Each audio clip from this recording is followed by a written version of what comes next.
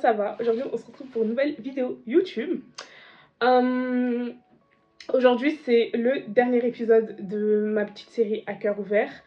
En fait je suis soulagée et un peu dégoûtée de me dire que c'est à fin, parce que même si je me suis plaint dans le dernier épisode, l'avant-dernier épisode, que j'étais un peu fatiguée compagnie, c'est un peu mes meilleures vidéos que j'ai fait sur ma chaîne YouTube. J'allais te mettre des guillemets, mais c'est littéralement les meilleures vidéos que j'ai fait sur ma chaîne YouTube. Du coup, je me suis dit, mais est-ce que je vais pouvoir faire des vidéos encore meilleures en fait? Bon, la qualité visuelle n'était pas là, la qualité de montage non plus, vous m'excuserez, mais la qualité de contenu était là. Et franchement, j'ai grave kiffé l'expérience, j'ai grave kiffé l'aventure. Mais d'un côté, je suis un peu contente parce que j'avais un sentiment d'inachevé, parce que je prenais trop de temps à sortir les vidéos. Et du coup, oui, euh, ça prenait du temps, bref. Tout ça pour dire que, voilà, c'est la fin, un peu dégoûtée, mais assez contente. Donc, voilà.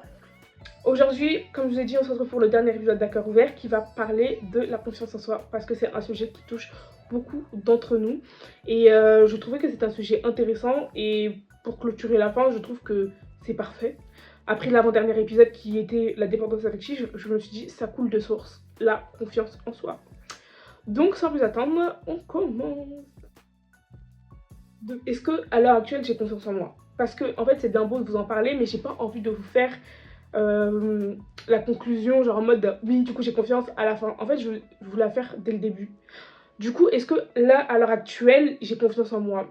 Je dirais pas qu'à l'heure actuelle j'ai 100% confiance en moi, mais j'ai eu une grosse prise de confiance en moi et elle est toujours présente. Bon, là à la minute même, je vous cache pas que je suis un peu perdue. Mais ce que je veux dire, c'est que la confiance en soi, c'est pas quelque chose qui est constant. Donc, c'est impossible que vous ayez constamment confiance en vous. Je pense que c'est juste une question de situation et une question de mindset, on va dire. Une question de... c'est dans la tête. Et ça pour dire que à l'heure actuelle, je pense que j'ai quand même un minimum confiance en moi, même s'il y a des jours où la confiance elle est un peu moins forte, c'est ça que je veux dire. Mais à l'heure actuelle, je peux dire que j'ai quand même un peu confiance en moi. Comment vous expliquer d'où me vient ma confiance en moi sans passer par ce qui a fait que j'ai jamais eu confiance en moi, ou ce qui a fait que j'ai eu besoin de prendre confiance. Parce que j'ai l'impression qu'il y a des personnes qui... En fait, cette confiance, bon, je pense qu'il y en a qui ont beaucoup de facettes, mais j'ai l'impression qu'il y a des personnes en fait qui ont depuis toujours eu cette confiance en soi. Mais d'où elle vient? Eh ben, elle vient en fait depuis ton plus jeune âge. C'est tout. Moi, je pense que c'est ça. Et moi, depuis mon plus jeune âge, j'ai jamais eu des problèmes de confiance à part à partir de la primaire où en fait il y a des événements qui sont arrivés dans ma vie et qui m'ont foutu des claques, qui m'ont remis en question et qui m'ont fait du mal, parce que la société, parce que le regard des gens, et plus souvent le regard en fait de ta famille et de tes amis, c'est quasiment tout le temps ça en fait. Vraiment là où j'ai vraiment pris, enfin j'ai vraiment ma confiance en moi, elle était à, c'est en primaire, parce que j'ai dû redoubler en primaire. Pour ceux qui ne le savent pas, j'ai redoublé mon CM1 parce que je suis dyslexique. Et en fait, ce changement, il m'a un peu fait mal. En fait, j'ai jamais eu honte d'être dyslexique, mais je sais qu'on a beaucoup voulu me mettre dans cette case de honte, en fait.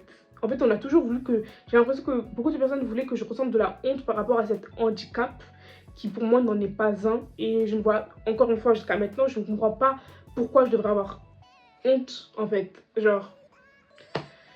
Du coup, oui, j'ai dû redoubler en primaire. En fait, ce qui m'a vraiment fait mal, c'était le fait de savoir que mes amis ils avançaient et pas moi. Et c'est là que j'ai commencé à douter de moi en fait, en me disant mais t'es trop nulle. Et j'avais personne derrière moi qui était en train de me dire non ma belle t'es pas nulle et tout, c'est tout à fait normal. À part ma maîtresse, et ouais, c'est un peu son rôle de me le dire et encore. Et mon orthophoniste ainsi que mon pédagogue, j'avais personne en fait qui pouvait comprendre que redoubler c'était normal, alors que pour beaucoup de personnes redoubler c'était tellement un échec, genre en mode ouais t'as redoublé tout. Enfin j'avais tellement honte, alors qu'à l'heure actuelle, enfin parce que je suis dans les études supérieures, donc en fait redoubler carrément c'est même un rite de passage. Vraiment si tu fais toute une année sans redoubler, sache que il y a un petit doute. Peut-être que tu vas revenir à l'école et c'est ce qui sera ton redoublement. En vrai de vrai, ça m'a fait mal, et comme je vous ai dit, étant donné que j'avais pas un soutien fort pour me faire comprendre que redoubler c'est rien, ça m'a beaucoup remis en question. Je me suis beaucoup posé de questions et surtout j'avais beaucoup de... j'étais beaucoup rabaissée en fait. Et bref, what's happening in the college? Je sais pas si au collège j'ai perdu confiance en moi, mais En fait, j'avais surtout honte de ce que j'étais. Genre, j'avais honte d'être dyslexique. En fait, j'avais pas honte de parler de ma dyslexie, mais j'avais plus honte, en fait, que les gens ne comprennent pas ma dyslexie et donc en fassent des fausses conclusions. Et du coup, ça me mettait dans le mal parce que quand il y avait des groupes de soutien et tout ça, qu'on nous les imposait, parce que franchement, au collège, on nous les imposait, on ne nous proposait pas.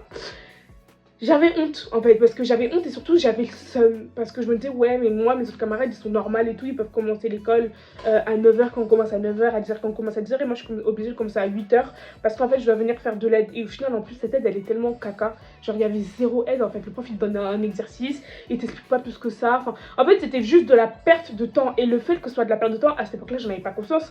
Mais ce que j'avais conscience, c'est qu'il n'y avait pas d'avancée.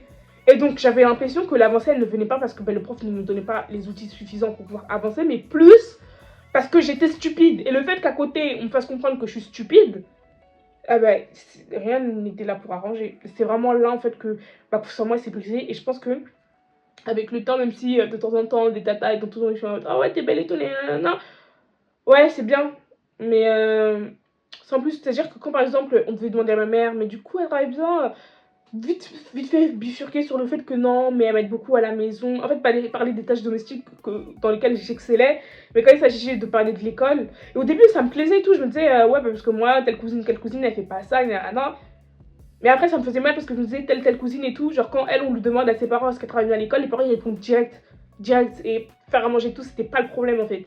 Et genre, moi, le fait qu'on me valorisait plus par rapport à mes tâches domestiques qui étaient à la maison et moins par rapport à mes résultats scolaires qui étaient pour le coup bas, ça me faisait mal parce que voilà quoi. Ou quand on me faisait des réunions, parce que franchement le baptême de la honte que je me suis fait, on me faisait des grandes réunions pour parler de mon comportement, parce que c'est vrai que j'avais un comportement exécrable au collège, mais qu'après on bifurquait sur le fait que j'étais nulle à l'école. En fait c'était juste pas les deux moments pour faire un mélange de tout ça. Parce que franchement j'avais l'impression que en fait t'es juste une brute idiote qui passe son temps à créer des problèmes à sa daronne et qui est même pas foutu de nous ramener en fait des bonnes notes.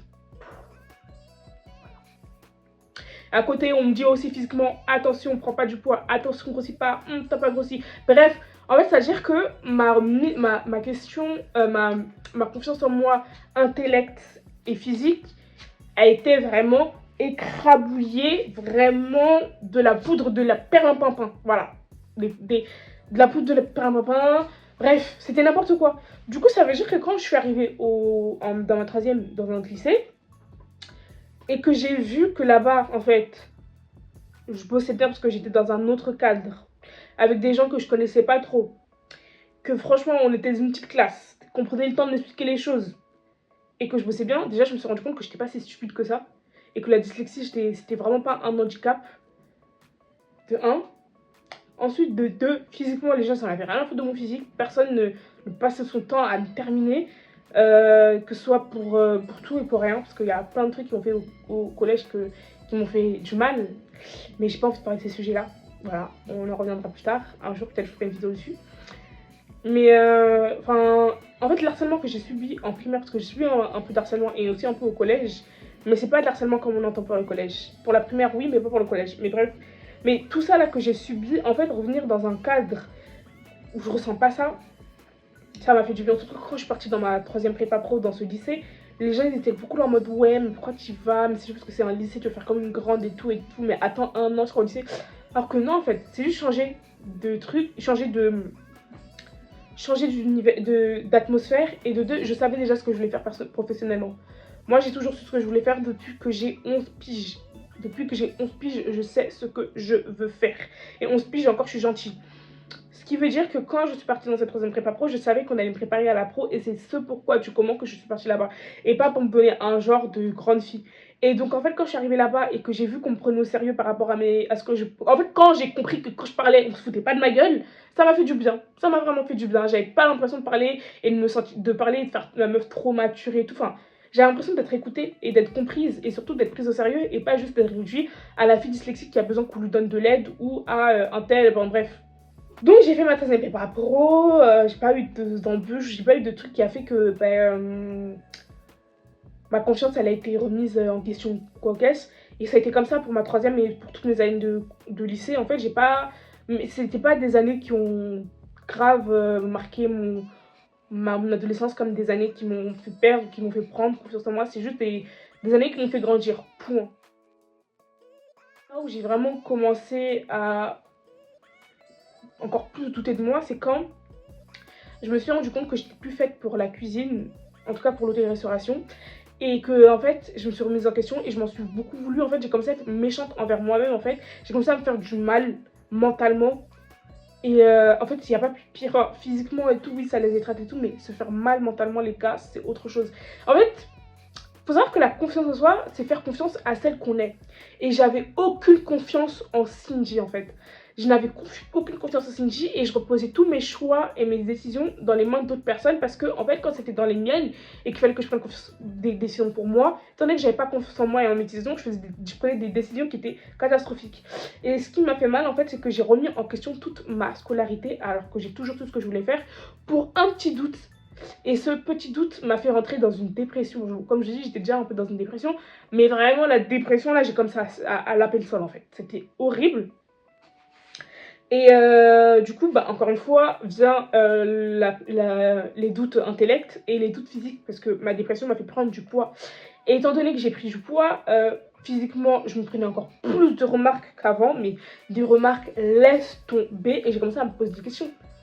Est-ce que je suis belle ? Est-ce que j'ai ma place? Est-ce que je suis légitime à parler à cette personne? Est-ce que je suis légitime à porter ce chose? En fait, remettre tout en question, remettre ma façon de m'habiller et tout. Et franchement, ça m'a fait du mal. Mais je sais pas ce qui s'est passé. C'est très, comment dire, très conte de fait de dire ça. Mais un jour, je me suis réveillée et je me suis dit, mon corps, il est comme il est. Et là, tout de suite, je vais pas pouvoir le changer. C'est pas en mangeant 3 salades dans la semaine que lundi prochain, je serai genre Beyoncé 2006, d'accord? Impossible. Alors, il faut que je m'accepte comme je suis, il faut que je sois indulgente envers moi-même parce que dans la finalité des choses, c'est que je sais pourquoi j'ai pris cette prise de poids et c'est quand je me suis comprise et que j'ai compris pourquoi j'ai eu cette prise de poids et j'ai compris mon mal-être et que j'ai accepté, que je me suis pardonnée, que j'ai pu avancer. L'été 2022, je crois que c'est vraiment la revanche d'une blonde. En fait, vraiment la revanche d'une grosse. Je me suis habillée comme je l'entendais. Les remarques, ça rentre ici, ça sort par là. Je dis pas que cet été, j'ai pris confiance en moi de dingue. Mais en fait, je me suis plus attardée sur mon physique en fait. Mon physique, il était comme il était. Et je ne permettais pas aux autres de... En fait, genre, quand on commence un peu à... Oui, mais allez, va te faire foutre. Va lire l'heure, dis-moi le soleil quelle couleur. Et ensuite, on en reparlera, d'accord? Enfin, en fait, j'avais pas besoin qu'on me dise ce que je voyais déjà. Et du coup, en fait, j'ai commencé surtout à me défendre et à défendre la petite fille qui était en moi, en fait. La petite fille qui avait besoin qu'on l'aide. Parce que pour l'instant, en fait, j'étais mise à nu. J'étais nue devant tout le monde. Je laissais tout le monde m'attendre et je laissais tout le monde dire tout ce qu'ils avaient envie de dire. Et quand c'était positif, j'étais contente. Quand c'était négatif, j'étais pas contente. Dans le sens où, en fait, je vivais... avec les gens qui faisaient la pluie et le beau temps dans ma tête, alors que c'est à moi de faire la pluie et le beau temps dans ma tête, c'est à moi de décider si aujourd'hui je mets un KE ou si demain j'ai envie de mettre, je sais pas, un poncho. Mais non, j'essaie les gens faire comme si c'était mes parents, et j'essaie les gens, je m'habillais en fait de leurs critiques, je m'habillais de leur façon de penser, alors qu'en fait, la seule façon de penser qui doit habiller qui que ce soit, c'est la vôtre. La seule façon de penser qui doit être importante, c'est la vôtre. Vous avez vos principes et vos valeurs, alors basez-vous sur vos principes et vos valeurs. Et en fait, je ne m'étais pas mise en premier, je mettais les autres d'abord et moi derrière.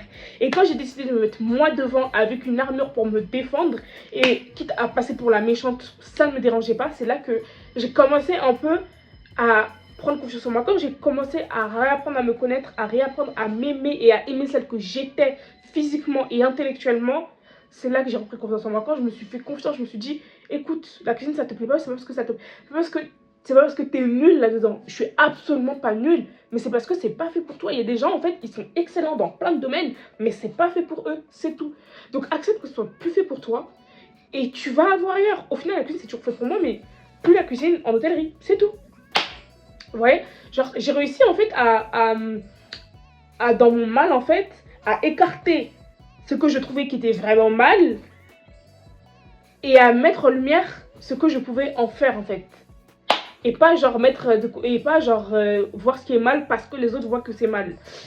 Et c'est de là que en fait j'ai commencé à prendre confiance en moi. J'ai laissé en fait les critiques des autres. Je voyais que je prenais du poids, parfois j'étais bien, parfois j'étais pas bien. On peut pas tous les jours se sentir bien dans son corps, ça n'existe pas en fait. Genre toute une année où tu vas te sentir 100% bien dans ton corps, c'est faux. Même quand tu seras la plus mince, comme tu voulais être la plus mince, tu vas te sentir un peu mal dans ta peau quelques jours. Bref, ce que je veux dire, c'est que quand en fait j'ai vraiment appris à m'aimer et à aimer celle que j'étais, c'est là que j'ai pris confiance en moi en fait. Et franchement, ce qui m'a fait m'aimer, ce qui m'a fait prendre confiance en moi, à ce que je pensais avant, ça n'a pas du tout été genre ma perte de poids. Parce que beaucoup de personnes pensent que le fait que j'ai perdu du poids, c'est ce qui m'a fait prendre confiance en moi parce que ben, j'étais beaucoup plus, oui, attirante physiquement et tout, alors que pas du tout. C'est vraiment quand j'étais une grosse vache, en parenthèse, même si j'étais pas très grosse, que j'ai eu le plus confiance en moi. C'est vraiment quand j'étais aux antipodes de la société que j'ai eu le plus confiance en moi. Sans mentir. Et je crois que la période où j'ai eu le moins confiance, c'était quand j'étais un peu dans les standards de la société. Enfin, les standards. Encore vous-même, vous avez compris par rapport à ce qu'on attend d'une femme noire physiquement. C'est plus quand j'étais, voilà, que j'ai eu des doutes plus que quand j'étais, genre, à l'opposé de ce qu'on attendait de moi physiquement. Faire mes propres choix et les défendre coûte que coûte et voir qu'ils étaient entendus parce que les gens voyaient que je me battais pas pour rien, c'est ça qui m'a fait aussi du bien. Parce que ça sert à rien de crier pour crier. Il faut crier parce que tu sais que tu cries pour une cause qui te tient à cœur et qui en vaut la peine et qui est sincère et qui a du sens. Et c'est vraiment quand j'ai fait comprendre aux gens que je vous envoie pas balader sur mon corps parce que vous êtes méchant quoi caisse ou bref, parce que parfois il y avait des remarques plutôt douces, mais je vous envoie balader parce que c'est mon corps et que moi je sais pourquoi j'ai pris du poids et c'est à moi de choisir quand j'aurai décidé de perdre du poids parce que pour l'instant je ne suis pas en obésité morbide, je ne suis pas en danger, je ne suis pas à l'artillerie de la mort, j'arrive à me lever correctement, j'arrive à courir, j'arrive à monter des escaliers, surtout qu'en plus à ce moment-là je faisais un travail très physique et ça ne m'empêchait pas du tout de le faire, donc je ne suis pas à ce stade-là où on va commencer à se poser des questions, appeler les diététiciens, voir si on peut pas faire une petite liposuction parce que franchement c'est pas possible, non.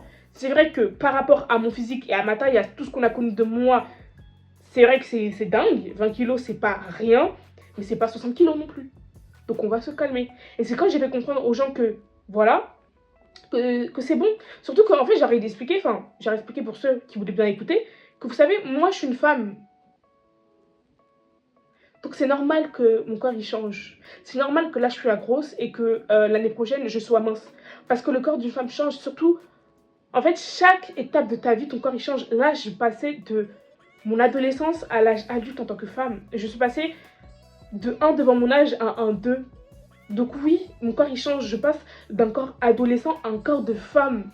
Alors oui, mon corps il change. Peut-être que là je prends du poids, et même si je maigris, je ne pourrais plus être la Cindy Skinny, si je l'ai été un jour, de quand j'avais 15 ans. Parce que je n'ai plus 15 ans et je n'aurai plus jamais 15 ans. Donc faut accepter en fait, il faut accepter, moi je l'ai accepté, il faut que vous l'acceptiez, vous n'avez pas le choix de toute façon. Quand j'ai fait comprendre à ces personnes qui n'avaient pas le choix de m'accepter comme j'étais, et que peu importe ce qu'ils diraient, moi j'irais contre eux, que les remarques elles sont atténuées. Après il y a eu ma perte de poids qui a été liée à je ne sais pas quoi, certaines personnes pensent que c'est parce que j'ai perdu mon frère. Moi, je pense que c'est juste que j'ai repris un rythme de vie qui faisait que je faisais plus d'efforts physiques sans non plus aller à la salle, sans non plus forcer. Mon alimentation aussi, elle a changé parce que mentalement, j'allais un peu mieux. Je faisais moins de crises de boulimie. Et surtout que je mangeais plus de légumes parce qu'il y avait plus de légumes à la maison. Bref, il y a plein de trucs qui ont fait que j'ai changé, mais j'ai pas fait de régime. J'ai juste fait un rééquilibrage alimentaire où j'ai commencé à manger sainement. En fait, j'ai fait ma vie normale. En fait, sincèrement, j'ai pas fait le truc pour faire le truc pour dire ouais, j'ai fait ça pour être comme ça. Je l'ai fait parce que moi, ça me faisait du bien. J'ai mangé des carottes parce que ça me faisait envie de manger des carottes et pas parce que Gertrude pense que si je mange des carottes, je vais perdre 15 tours de taille. Voilà. Et c'est quand genre j'ai vraiment commencé à leur montrer que vous me dites quelque chose, je m'en fous. Et que genre je me suis vue, que je me suis pas défendue histoire de me défendre, mais je me suis défendue parce que en fait là, si vous continuez, je vais sauter que... Je sais pas en fait, j'ai commencé à m'aimer, en fait j'ai commencé à être l'héroïne que je méritais d'être. Et c'est quand j'ai commencé à être l'héroïne que je méritais d'être que j'ai pris confiance en moi. Et je n'étais pas non plus, je faisais pas des actions de dingue qui méritaient que... Voilà, mais c'était des petites actions de la vie quotidienne qui faisaient que je prenais confiance en moi parce que j'avais confiance en cette personne que je regardais dans le miroir. Je lui faisais confiance, elle me faisait du bien, elle m'écoutait, elle était ascensionnée. Et voilà, après comme dans toute relation, que ce soit avec soi-même, avec Dieu, avec sa famille, avec ses amis, il y a des conflits.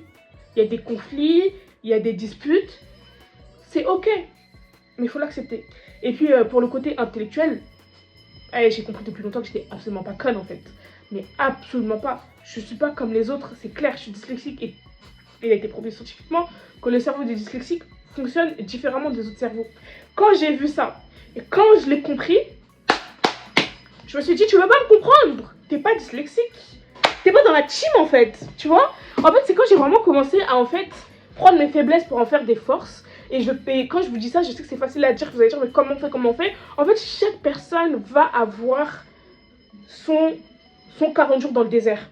Vous voyez, Jésus, quand il a marché 40 jours dans le désert, c'était lui et lui seul. Lui, la tentation, lui et lui seul. Les chrétiens, vous savez. Ah ben, moi, j'ai eu mon 40 jours dans le désert et j'en suis sortie grandi. Et c'est vrai que tous les jours, c'est difficile. Mais quand je regarde pourquoi je le fais et que je me regarde en arrière, je suis tellement fière de moi que je me dis, je peux pas retourner comme j'étais avant. Je peux pas me laisser marcher dessus, je connais ma valeur. Et en plus, quand j'ai vu que j'ai commencé à shiner, quand j'ai vu que j'ai commencé à shiner en prenant confiance en moi, parce que c'était pas juste une façade, c'est pas juste je faisais semblant j'avais confiance en moi, j'avais confiance en moi, j'ai confiance en moi. Quand j'ai vu que ça se voyait sur ma face en fait, non, c'était doux. C'était doux. C'est dur d'avoir confiance en toutes ces actions, mais faut pas hésiter. Et puis je sais que moi aussi je pars avec plein d'handicaps. Je pars avec le fait que je sois une femme, le fait que je sois une noire. Du coup, genre, je doute dans beaucoup de trucs. Est-ce que ça, c'est bien pour une femme noire? Est-ce que ça, c'est bien pour une femme? Est-ce que je peux me permettre? Je pars avec plein de doutes en tant aussi qu'étudiante. Parce que moi, j'ai un cursus scolaire qui fait que je suis beaucoup amenée à travailler en entreprise. Bon, je fais beaucoup de stages dans mon cursus scolaire depuis ma troisième. Donc, à chaque fois, quand tu rentres dans une entreprise et tout, même si on t'a préparé à ce que tu fasses ce taf et tout, quand tu arrives, tu doutes un peu de toi, tu dis ouais mais je suis quand même une étudiante, est-ce qu'ils vont me faire confiance? Mais c'est quand en fait tu prouves que vous pouvez avoir confiance en moi, qu'ils ont confiance en toi. Je prends l'exemple tout bête que quand je suis partie à mon dernier stage, je devais faire une étude de cas et quand j'ai présenté ma première étude de cas, j'ai dit je ne suis pas sûre. Et après j'ai enchaîné. Et le mec il m'a écouté et je voyais qu'il opinait la tête, il m'a dit écoute, si tu pars du principe que quand tu présentes ta présentation à la personne, tu lui fais comprendre que tu n'es pas sûr de toi, la personne, en fait, elle va directement partir avec l'idée qu'il va y avoir beaucoup d'erreurs dans ton travail. Parce qu'il n'a pas été fait avec beaucoup d'assurance. Alors que si tu pars avec de l'assurance, même si on trouve des erreurs, on va pas genre t'en tenir rigueur comme une personne, elle n'avait pas confiance en son travail, on n'aurait pas dû lui laisser faire ça. Quand tu pars avec la confiance que tu es capable de faire ça c'est peut-être une erreur de parcours et tout, je corrige ça en 2-3 secondes,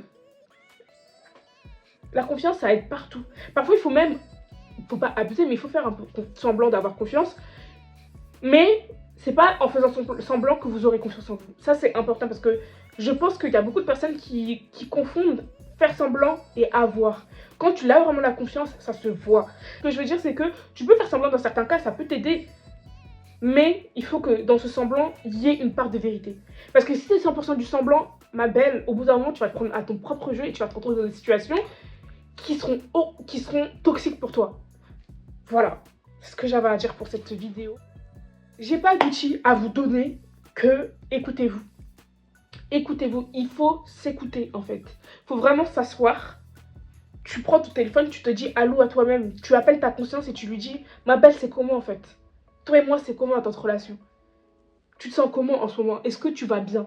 Au fond, toi, quand toi tu te retrouves tout seul face à toi-même, devant ton miroir ou seul dans le noir, et que tu te poses la question, est-ce que tu vas bien? Est-ce que tu vas réellement bien? Ou tu vas bien parce qu'il faut dire que tu vas bien? C'est ça le plus important. C'est de savoir qu'est-ce que toi tu penses de toi-même. Les autres ils pensent ça. Très bien, mais est-ce qu'ils ont raison? Et sur quoi ils se basent? Toi, en fait, c'est quoi tes pensées et tes valeurs pour que tu sois comme ça, en fait? Ne te fie pas aux principes et valeurs de Pierre Paul Jacques parce que vous n'êtes pas les mêmes personnes. Pas juste se fier à ce que les autres pensent. En fait, c'est vous et vous-même parce que, encore une fois, même si t'as une jumelle, on meurt seul. Peut-être que certains d'entre vous ne sont pas venus seuls, mais ce qui est sûr, c'est qu'on meurt seul. Donc, la finalité des choses, c'est que dans le cercueil là, entre les quatre murs, on est seul. Devant Dieu, on sera seul. Donc, vaut mieux vivre sa vie selon ses principes et ses valeurs. Vaut mieux s'aimer d'un amour profond que attendre l'amour de quelqu'un d'autre, dépendre de l'amour de quelqu'un d'autre et vivre selon les exigences des autres. C'est très important. Maintenant, j'ai fini de faire ma petite gourou 2.0 là. Je tiens à vous dire que c'est la fin de cette vidéo.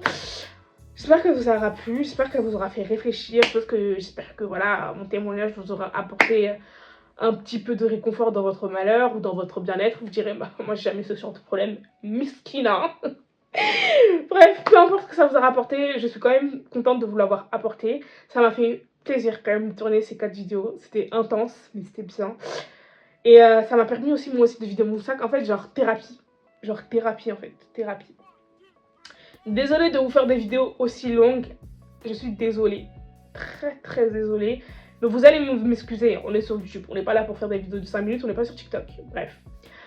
Sur ce, je vous ai dit, abonnez-vous à mes... En fait, il faut que quand je revienne, 1K Instagram, 5K TikTok. Ça y est en fait. Même qu'est-ce que je dis? Non, normalement, depuis la dernière vidéo que je vous ai postée, je dois même déjà être à 10K Insta, 50K TikTok. Donc, voilà, normalement, si vous avez bien fait le taf. Donc, n'hésitez pas à vous abonner à mes réseaux sociaux, Snap, Insta et TikTok. Pas Snap, pardon, je suis folle. Insta et TikTok. Je sais plus, Snap. Et n'hésitez pas à vous abonner à ma chaîne YouTube, activer la cloche de notification parce que j'arrive comme un tonton qui n'est pas invité à une soirée. Voilà. Et n'hésitez pas à partager ma vidéo parce que ça peut toujours aider un proche à vous. Sur ce, je vous fais de gros bisous et on se dit à la prochaine.